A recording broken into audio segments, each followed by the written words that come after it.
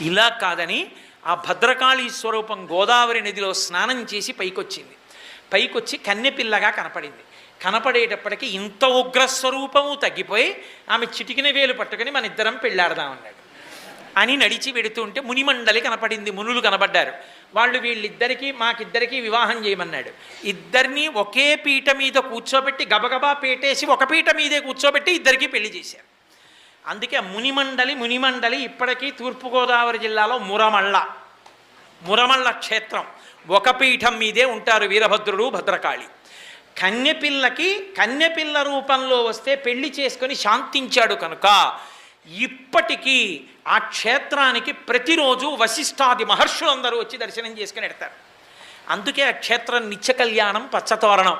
ఏ కారణం చేత పెళ్ళి కాని వాళ్ళు కూడా మురమళ్ళ వెళ్ళి కళ్యాణం చేసుకుంటే పెళ్ళి అయిపోతుంది. ఎంతమంది ఆడపిల్లలు